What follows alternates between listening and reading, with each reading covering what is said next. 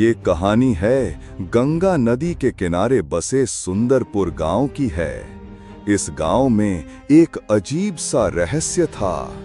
रात के अंधेरे में एक अनजान व्यक्ति घूमता रहता था। क्या वो कोई भूत था या किसी की तलाश में था? जानने के लिए चैनल को लाइक, शेयर और सब्सक्राइब जरूर करें। कहानी है रमलाल की, जो कि एक साधारण किसान है जो गंगा के किनारे बसे छोटे से गांव सुंदरपुर में रहता था। गांव वाले दिन भर खेतों में मेहनत करते और रात को अपने घरों में सुकून से सोते थे। लेकिन पिछले कुछ दिनों से रात के अंधेरे में एक छाई सी शक्ल गांव की गलियों में घूमती दिखाई दी थी। कभी किसी ने उसे मंदिर के पास देखा तो कभी चौपाल के पीछे। कौन है वो अनजान व्यक्ति जो हर रात चुपके से गांव में घूमता है? ये सवाल रमलाल के मन में बार बार उठ रहा था। रमलाल ने सोच लिया कि आज रात वो खुद इस राज से पर्दा उठाएगा।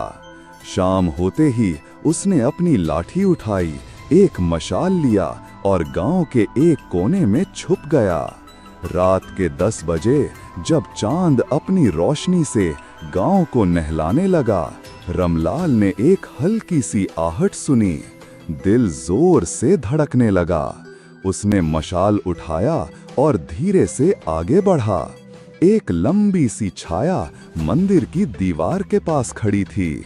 रमलाल ने हिम्मत जुटाकर पुकारा, कौन है वहां? छाया पलटी और मशाल की रोशनी में एक बूढ़ा आदमी दिखा। उसके हाथ में एक पुरानी सी किताब थी और चेहरा गम और उदासी से भरा हुआ।